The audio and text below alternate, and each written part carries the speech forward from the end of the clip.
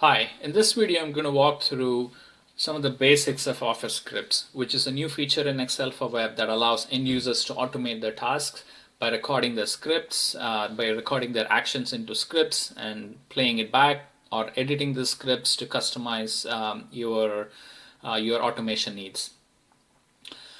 So first of all, Office Scripts is a feature that's controlled through an admin setting. So over here, I have a separate account.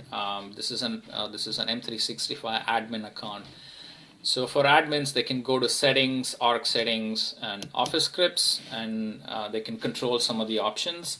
By default, this is turned on for all users who have E3 license or above. So that's one of the restrictions, that Office Scripts is only for users who have at least E3 license. And then by default, this is turned on. And in addition, there are a couple of other settings that the admin can turn on or off, which is the ability to share scripts among the organization users. And the second is to allow access to Office Scripts as part of the Power Automation, which is a way for users to automate their workflows in an offline mode. So those are the two other settings. The one way for you to check and make sure that you do have access is to just simply open an Excel file on the web and make sure you have a tab called Automate. Now, in here on the page, I've given a link to the official documentation page, and as part of that, there is another section called Troubleshooting Basics, and in here there is a section dedicated to why you may or may not see the Automate tab.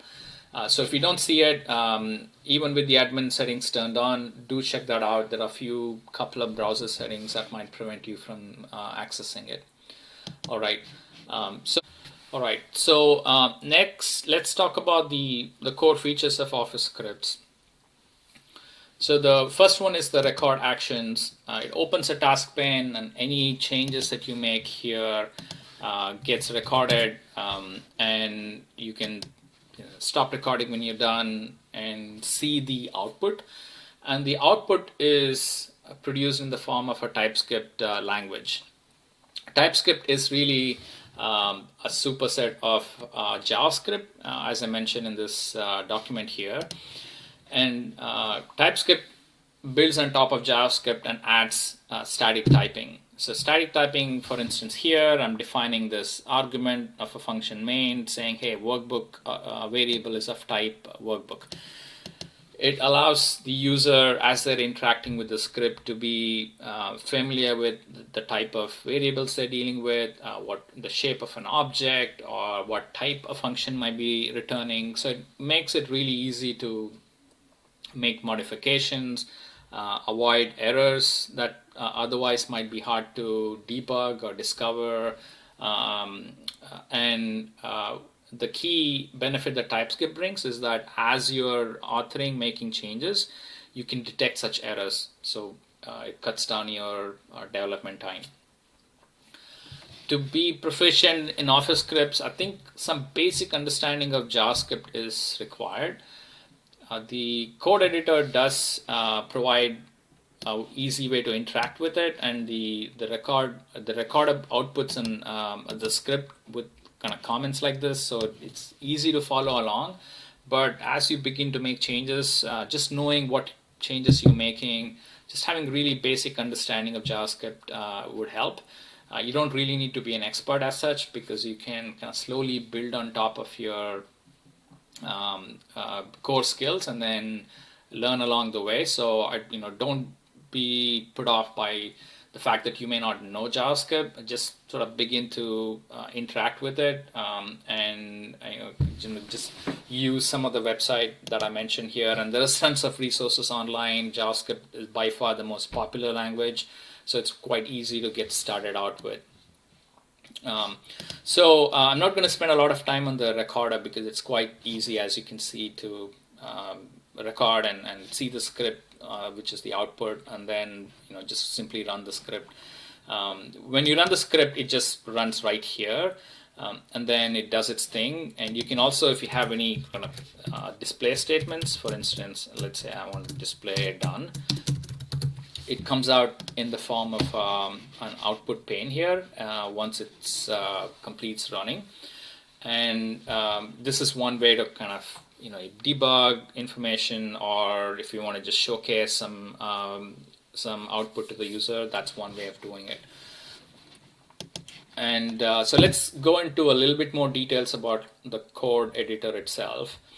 So when I launch the code editor, it shows me all the scripts that I own or I have created or recorded and edited.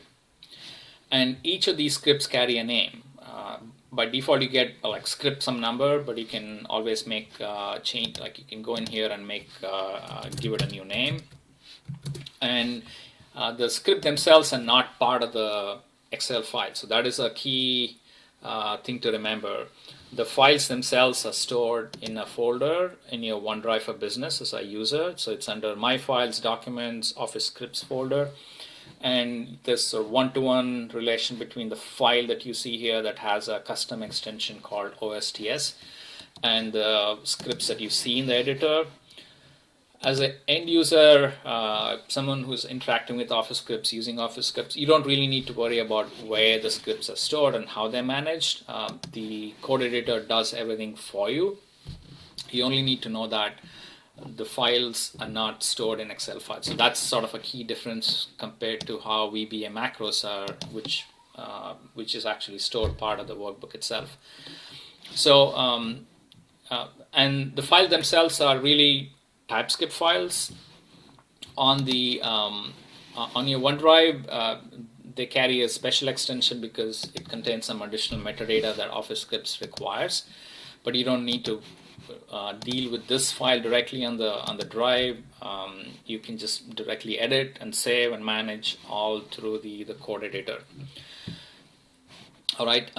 So next thing is, so when you go in to edit one of these scripts, you will see that the code editor offers sort of full editing capabilities. What I mean by that is you can edit, you can navigate around, you can search and replace, and because each script is like one full file, there isn't anything else that you need to think about in terms of, hey, is this calling another script or another file? So all is contained in a single file, and the editor makes it easy for you to navigate around. The one cool thing feature, because it's a TypeScript language, it offers something called IntelliSense, or it's really kind of fancy name for code completion. If I have a variable and that's defined as a type, for instance, here I have a workbook, which is an argument into the main function. It's defined as a workbook object, which is really the top level object within the object model. I can just type that variable and then press dot here, and it comes up with all the other methods that function, that object offers. So let's say I want to add a table. I pick that, and then I can open parenthesis and see, hey, to add a table, you need an address variable, which is of type string, and or you can also use range, and it takes a second parameter called has headers, which is of type Boolean. So all of this is driven through the IntelliSense, and you can discover your way around by simply just learning how to read this IntelliSense. You'll also find some helpful description here, another way to learn more about like a method. So as you type along, the IntelliSense keeps the, as you can see, it's underlined the current argument that I'm typing. So let's say A1 through C4, and then when I press the comma for the next argument, it highlights, hey, your next argument is of type as of type Boolean. So let's say I press the like something incorrect argument. It highlights saying, hey, this is an invalid argument. It expects an argument of type Boolean, but you're giving me something that's different. So so this is sort of what I mentioned earlier about typing. that TypeScript offers, and it helps with development time work. So I can correct myself, and I don't really need to wait till I run to discover that, oh, I passed the wrong argument. It actually helps as you're developing. I've given links to two files here. One is for macOS, another one for Windows. It includes some of the shortcut keys that I find. It has like a compilation of all the shortcut keys that the editor offers, and it looks like this. You can use this to kind of familiarize yourself with the basic interaction with the editor. The things like basic editing, navigation, search and replace, the multi-cursor selection. So I think these 4 sections will help you navigate yourself around. I'm going to show a couple that I use the most. Beginning with search and replace. Just search. Okay, do Control F, and I can find a variable. And then I can use these to go back and forth in the file. You can also replace your string and then just replace it directly within here. The other thing I use is the commenting feature. So on a single line or a multi-line like this, I can do command or control in Windows, control / you can toggle back and forth. So that's quite helpful. Another one I use is to select all variables or all the arguments, all the names, and make a change directly. So let's say target table name is a variable name. As long as the cursor is on or I've selected it, I can do Control uppercase L, and it will select all the instance of that throughout the script, and I can make change directly here. Let's say instead of target table name, I just want to call it target table, and you'll see that it's making changes in both places, and I can just hit escape and come out of that multi-cursor selection mode. So I find that useful. The right click also offers some core features that you can also use. So I think the more you interact, you'll become familiar, and then you'll start referencing this shortcut keys, and you'll have your own sort of favorite set that you will end up using quite often, and then through that you can cut down your time as you edit and navigate around.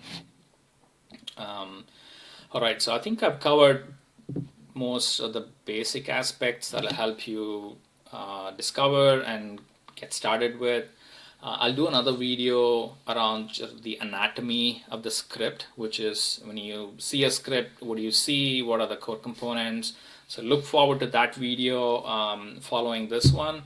So hopefully this will help you kind of get started, and if you have any other questions or want to see some other demonstration, please do leave a comment in the video.